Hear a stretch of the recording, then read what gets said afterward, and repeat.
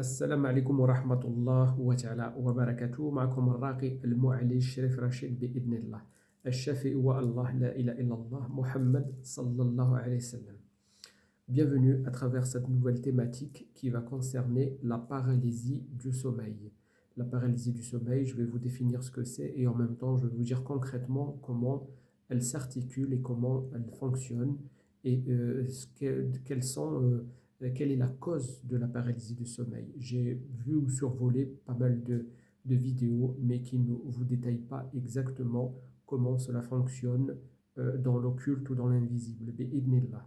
Donc tout d'abord, je voudrais juste vous inviter, les personnes, frères et sœurs qui me contactent, à me contacter uniquement par WhatsApp. Je dis bien uniquement par WhatsApp. Si vous souhaitez faire une ruqya à distance, je précise, à distance, il n'y a pas de déplacement à faire, ni pour moi, ni pour vous. Tout se fait à distance à travers le monde, alhamdulillah wa shukrillah, sur l'Europe, sur l'Asie, sur l'Amérique, enfin plusieurs distances, alhamdulillah wa shukrillah. Je soigne à distance, alhamdulillah, partout dans le monde et dans plus de 15 pays. Alhamdulillah wa shukrillah. Donc, nous allons aborder aujourd'hui la thématique qui concerne donc la paralysie du sommeil. La paralysie du sommeil, c'est quand une personne est dans sa phase de sommeil, subit donc une attaque occulte. Donc, la paralysie du sommeil, il faut savoir que c'est une attaque occulte. C'est une sorcellerie qui est envoyée. Concrètement, c'est une sorcellerie qui est envoyée par le sorcier à la personne qui est en train de dormir, quoi. Donc la personne, elle est subitement, j'allais dire, pris par surprise, puisque c'est une entité qui vient, j'allais dire, posséder le corps de la personne qui est dans son sommeil. Donc c'est comme si, par exemple, vous êtes dans votre domicile, une maison, et que vous sortez de votre domicile, et c'est que quelqu'un d'autre qui va s'introduire chez vous et renfermer la porte derrière vous. Donc c'est un peu ça l'histoire. Et il faut savoir aussi pourquoi les personnes elles ont cette paralysie du sommeil. C'est parce que leur âme qu'on appelle ar-ruh. Ar-ruh en arabe, c'est l'âme de la personne. Elle est à l'extérieur, donc il faut savoir que quand vous êtes en train de dormir, votre âme, elle est à l'extérieur. Donc votre âme sort de votre corps. L'âme, elle sort du corps. Donc pour toute personne qui va dormir ou qui va avoir sa phase de sommeil, l'âme, elle sort du corps. Qu'on le veuille ou qu'on ne le veuille pas, l'âme sort du corps. Donc c'est ce qu'on appelle euh, en arabe l'esqat nejmi. Donc l'âme, elle va faire l'esqat nejmi. Donc elle sort du corps, l'âme, et elle va voguer partout dans le monde. Et donc, du coup, ce qui se passe, c'est que quand une personne a une attaque occulte, donc par une entité, et qui est faite donc par un sorcier, donc elle est, si vous voulez, elle est prise par surprise. Pendant que son âme, elle est sortie à l'extérieur, eh bien, elle a une attaque occulte. Donc, ce qui fait elle va être paralysée dans son sommeil. Sa respiration va se bloquer, tous ses membres vont se bloquer aussi et elle va rester immobilisée. Donc voilà comment ça se passe quand on a une attaque occulte et qui est donc la paralysie du sommeil.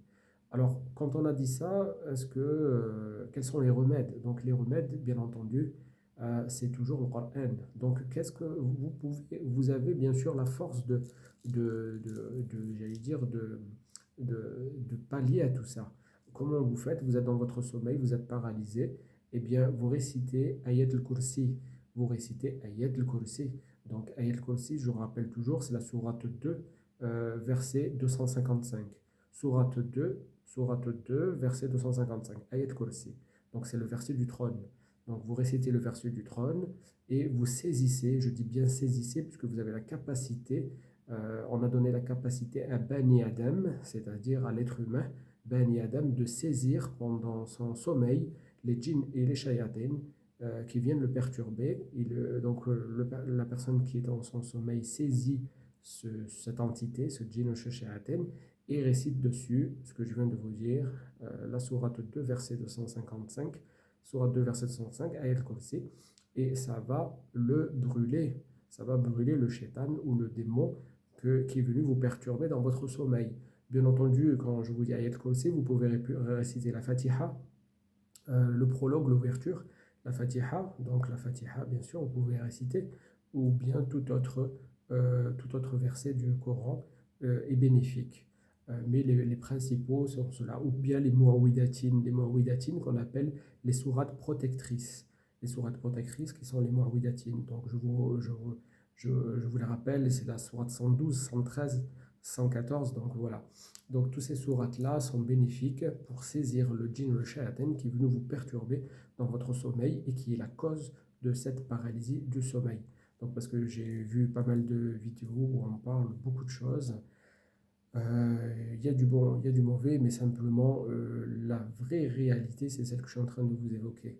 Vous êtes dans votre sommeil, je me répète, votre âme, elle sort, puisque toute personne qui va dormir, qui va dans son sommeil, l'âme, elle sort, elle, comme on dit, j'aime pas le terme de voyager, mais elle erre dans l'espace. Et simplement, eh ben, pendant ce temps-là, elle a une attaque occulte, donc c'est une entité qui vient s'emparer de votre corps, et c'est pour ça elle se réveille brusque, ou du moins elle essaye de pallier à cette paralysie. Donc voilà, donc j'insiste bien, c'est en récitant donc ces versets-là que vous allez pouvoir éliminer, supprimer, brûler le djinn ou le shayatin qui est venu vous perturber pendant votre sommeil. Donc voilà pour la paralysie du sommeil, puisqu'on me l'a souvent demandé et les gens ne savent pas de quoi il s'agit. Et donc, et comme on dit, les djinns et les shayatins sont très faibles, je le répète. Comme le dit Allah Azza wa Jal dans le Coran, وَمَا خَلَقْتَ الْجِنَّ وَالْإِنسَ إِلَّا لِيَعْبُدُونَ. C'est-à-dire, traduction, je n'ai créé les djinns et les hommes que pour qu'ils m'adorent. Donc, ils sont très faibles, les djinns et les shayatins, et vous pouvez les maîtriser dans le sommeil. Comme je viens de vous le dire, vous pouvez les maîtriser dans le sommeil et puis les éliminer ou les brûler ainsi par cette méthode. Voilà, puisque bon, à 3 heures ou à 4 heures du matin, tout dépend à l'heure à laquelle vous avez cette lundi paralysie du sommeil, vous ne pouvez pas appeler un raqi à 3 heures du matin. Donc je vous donne quand même quelques méthodologies afin que vous puissiez vous prémunir et afin de vous défendre aussi dans votre sommeil. Voilà, qu'Allah vous préserve et qu'Allah Azawajal vous guérisse. Amin, à vous et à vos proches. Wassalamu alaikum wa rahmatullah wa ta'ala wa barakatuh.